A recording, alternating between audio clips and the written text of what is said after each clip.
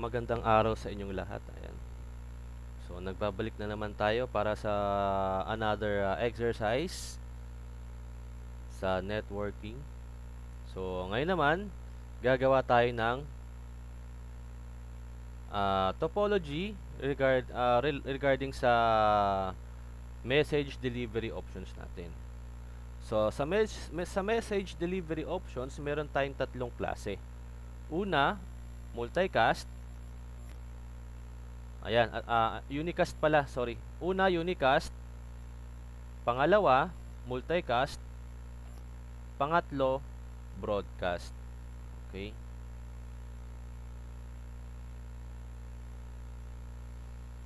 So, ito yung tatlong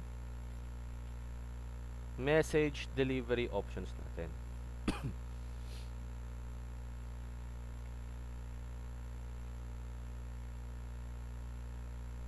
So, pag sinabing unicast, ito yung one-to-one delivery, no? So, from source to another destination, or from source to single destination. Then, multicast, from source to multiple or to many destination or one-to-many delivery. Then, broadcast, one to all. Ibig sabihin, from source to all connected devices, no? Or to all destinations. So, yan yung tatlong klase ng message delivery options natin. So, ngayon, gagawin natin yan sa packet tracer. So, sa packet tracer, gagayahin lang natin yung setup na nakikita nyo. So, meron tayong 5 PC, isang source, 4 na destination, and then meron tayong isang switch. And then, kung napansin nyo, yung gamit na cable, hindi siya crossover, no? So, ang gamit niya is, ang gamit dito is yung straight through cable. Straight through yan, ha? Huwag nyo kakalimutan. So, dito, sa packet tracer, maglagay tayo ng mga kailangan natin. So, 5 PC. Yan. Zoom in natin ng onte. Ito yung PC natin, yung source. Then, another PC. Another PC. Another PC. And another PC.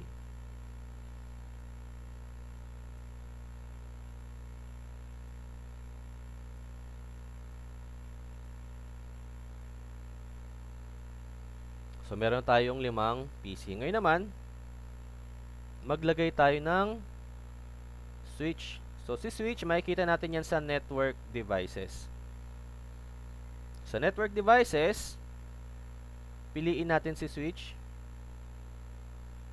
And then, maglagay lang tayo ng switch. Yan. So, ito yung switch natin.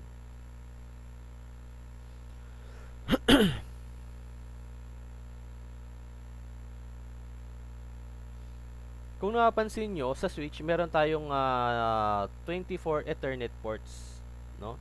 So, yaan yung gagamitin natin. Diyan tayo magkakabit ng straight through cable na nakakonect sa 5 PC. So, punta tayo sa connections. Hanapin natin si straight through. Ito yung straight through natin. Ikabit natin yung unang end sa source or yung PC0. So, ikakabit natin siya sa Ethernet ni source. And then, yung other end, ikakabit natin sa Ethernet port ni switch. So, dito sa switch, ikabit natin siya sa isa, sa pinakauna. Yan.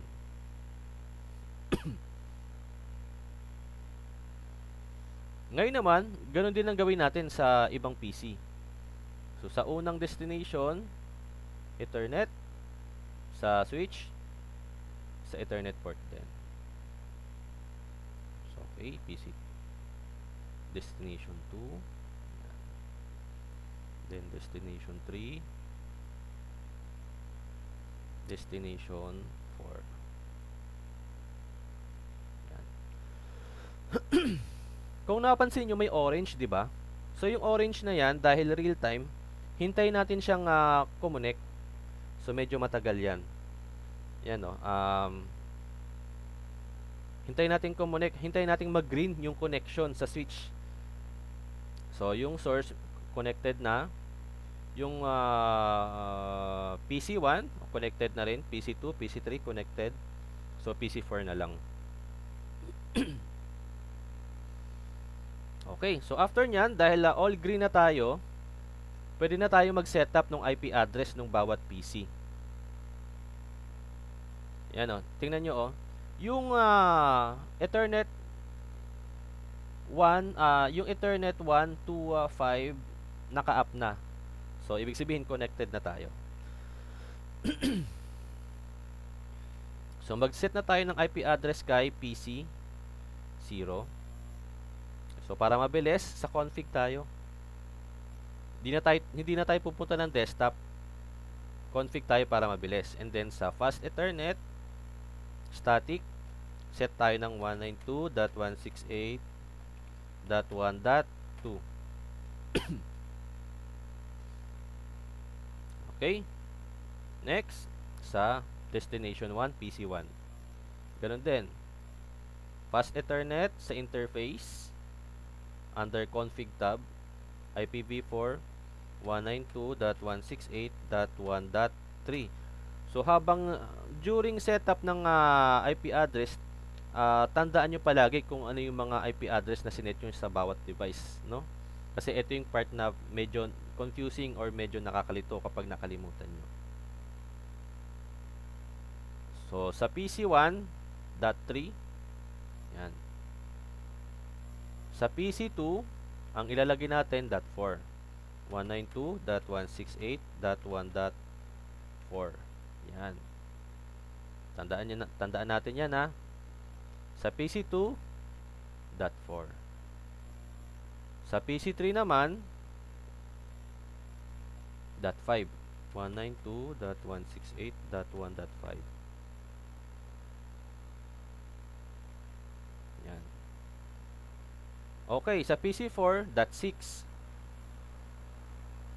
192.168.1.6. Okay, so meron na tayong IP address ng bawat PC. So, check natin si PC0. Okay, naka-up na yung IP address. Naka-up yung link. Sa PC1, okay, ganun din. Sa PC2, so may 1.4 tayong IP address. Okay na rin. Sa PC3, okay, goods na rin.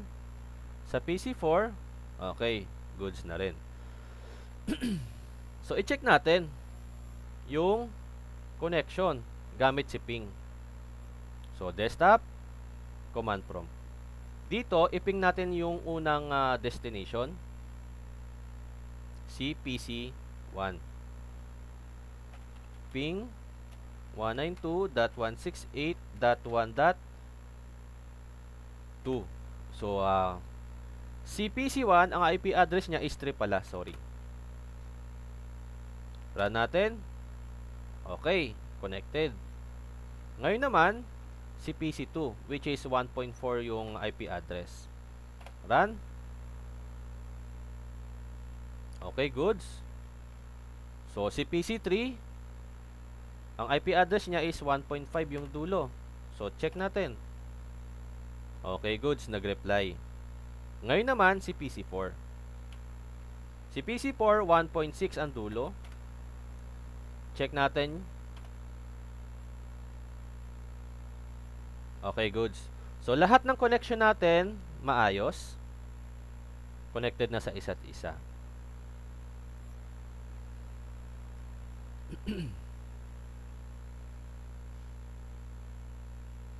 Ngayon naman, Magsimula tayo sa unicast. So, paano ba gumagana si unicast? So, sabi dito, one-to-one delivery. So, i-apply natin kay packet tracer yung unicast. Dito, gagamit tayo ng simulation.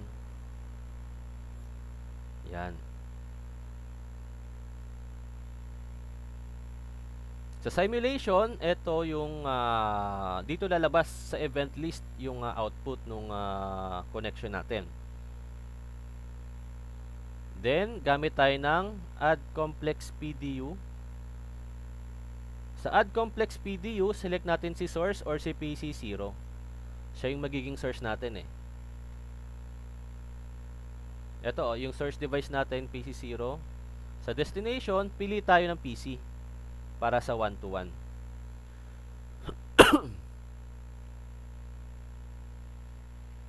Destination, for example, si PC1. Hindi, si PC2 na lang. 192.168.1. Kung si PC1.3, si PC2.4. Yan. Yung sequence number, isa lang. Simulation, yung time, 0. Yan. So, dito, ang target nating destination is si PC2, which is ang IP address niya is 192.168.1.4. Once makapag-fill up tayo ng complex PDU, create na natin si PDU. Yan. Then sa filter, kung napansin nyo, yung network type natin ICPM. So sa filter, open natin si IPv4, uncheck natin yung mga hindi kailangan. So kailangan, ang nakacheck lang dyan, yung ICPM. So close natin.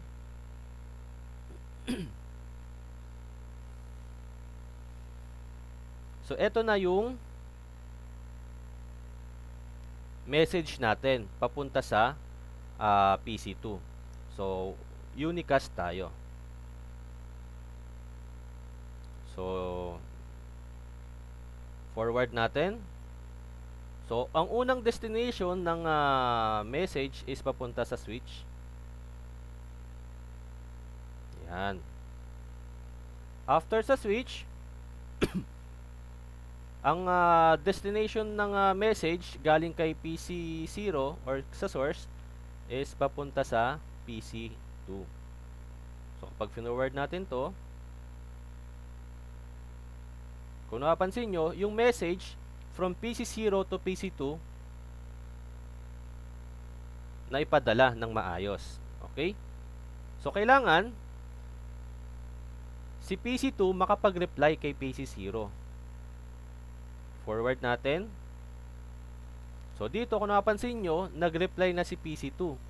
So yung reply ni PC2 dumaan papuntang switch and then papuntang PC0.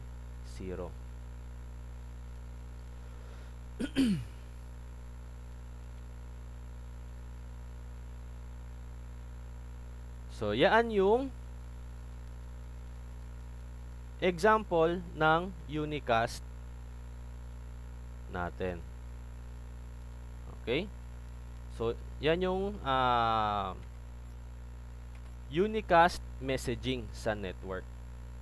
Okay?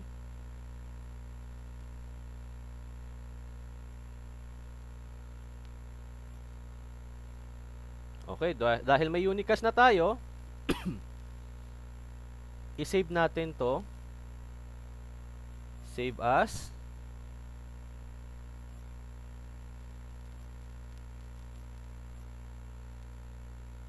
Okay, 02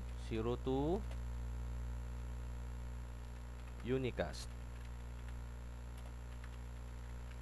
Yan. Save natin yung gawa nating unicast message as PKT file. Save. Okay. Ngayon naman, gagawin natin si multicast. So, paano ba yung multicast? So sabi dito, one-to-many delivery. Pero doon sa messaging, so hindi lahat ng device mapapadalahan. Depende na lang sa source kung ano yung specific devices yung papadalhan niya, or specific set of devices yung papadalahan ng message ni source. Okay?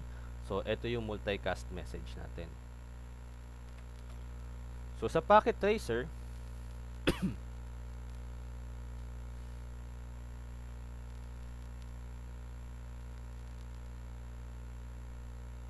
ang gagawin natin, clear muna natin tong PDU list. Clear natin to, delete. Yan. So sa simulation, reset natin. Ang gagawin natin, gagawa tayo ng panibagong PDU.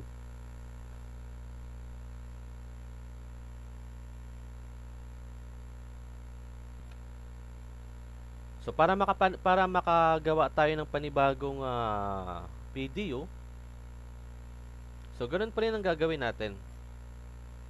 So balik tayo sa simulation, then add complex PDU ulit. Select natin si source, yung PC0. So dito, type natin yung destination. So sabihin natin ang destination si PC3 saka si PC4. So una PC3, 192.168.1. Okay, so ano uli ang IP address ni PC3? Kung si PC1.3, PC2.4, si PC3.5, so 1.5. Okay, so dito papasok yung sequence number. Sa sequence number, select tayo ng 1. Ganun din sa time, lagay tayo 0. Then, create PDU. After nyan, gawa tayo ng panibagong PDU. Yan. Ngayon naman, para kay PC4. 192.168.1.6. So, ang PC4 natin, 1.6 ang last number ng IP address. So, dito, ang gagawin natin, instead na number 2 yung sequence number, ilalagay natin same number din. Para same sequence yung process ng message nung dalawang PDU natin. Then yung time 0 din. Then create PDU. Okay. So dito sa edit filter, okay na uncheck na natin yung mga hindi kailangan. Kung napansin nyo, ito na yung message natin papuntang PC3 saka sa PC4. So, meron tayong sequence number 1. So, yung sequence nung dalawang message is iisa lang. Okay?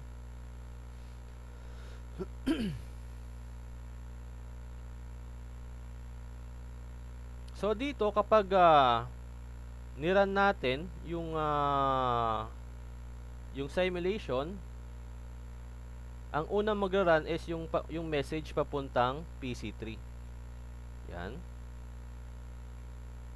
And then, yung message papuntang PC3, dadaan yan sa switch bago pumunta sa PC3 mismo. So, mula switch, papuntang PC3. And then, kung napapansin nyo, yung message papuntang PC4, nagpo-process na rin, pinapadala na rin. Kasi, ang sequence natin is iisa lang. Although, syempre, sa binary, meron tayong 1 and 0, so hindi pwedeng magsabay yan. No?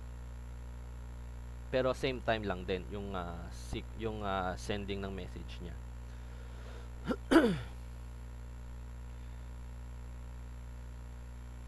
So, kung napansin nyo, yung message ng PC0 sa PC4, napunta na sa switch. kasabay nung pagpunta nung message ni PC0 na galing sa switch papuntang PC3. Ngayon naman, ang mangyayari, si PC3 magre-reply papunta kay PC0.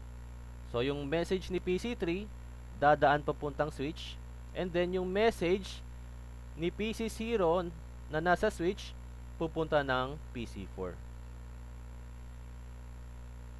Okay? And then, yung message ni PC3 papuntang PC0 na nasa switch, pupunta yan sa PC0, which is yung source natin. And then, si PC4 at a time, magpapadala na ng message or magre-reply na kay PC0, which is yung message ni PC0 babagsak kay switch. Okay. So kung nakikita natin, yung reply ni PC3 na-receive na ni PC0. And then ngayon, yung message ni PC4 kay PC0 nasa switch na. So yung next sequence, yung next event is yung message ni PC4 na nasa switch, pupunta na yan sa PC0. Yan. So kung napansin nyo, yan yung flow ng multicast. So yan yung flow kung paano gumagana si multicast sa networking. Okay?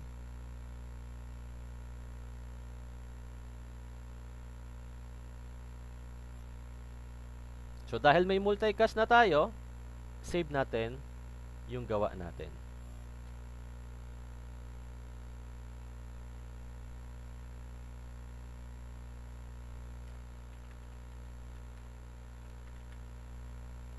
Yan. So may multicast na tayo.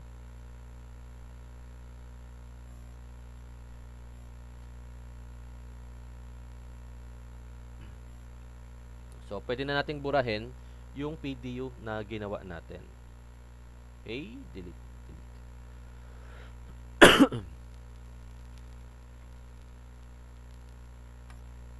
Ngayon, sa broadcast naman. So, dito naman, sabi, ang broadcast is a type of messaging from one source to all devices connected in a network. So, one-to-all delivery. So, paano ba gumagana to?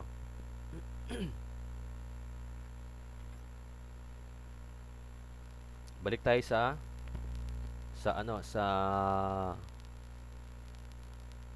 packet tracer. So, dito, check muna natin. Okay, clear. Yung PDU, clear.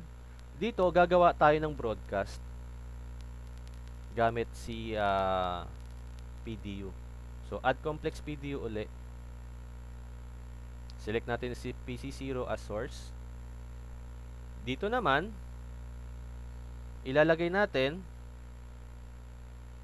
255.255.255.255. So bakit 255.255 ang IP address natin for destination? So ibig sabihin dito, lahat ng IP address na connected sa network kasama ni PC0, papadalhan niya ng message. No, it's either .3 pa yan, .4, .5, .6. So lahat yan papadalhan niya maliban sa kanya or si PC0. Okay? Then dito sa sequence is 1.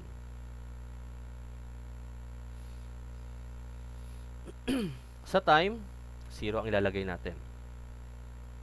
So dito, once na makapag-fill up tayo ng PDU for broadcast, so create PDU lang uli. Yan. So meron na tayong message for PDU, for broadcast. So yung message natin manggagaling sa PC0. Forward natin papuntang switch.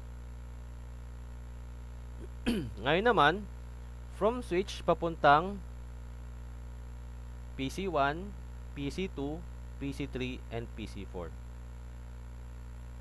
Okay. So, meron tayong broadcast.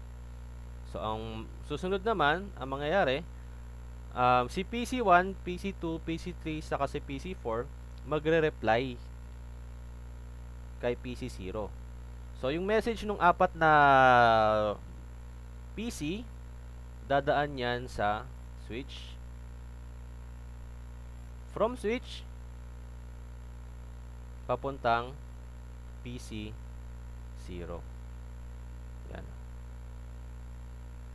So, unang message yung kay PC1, pangalawa kay PC2, pangatlo kay PC3, at pang-apat kay PC4. So, yan yung example ng broadcast message sa networking. Okay? So, dahil may broadcast na tayo, isa-save natin yung gawa natin.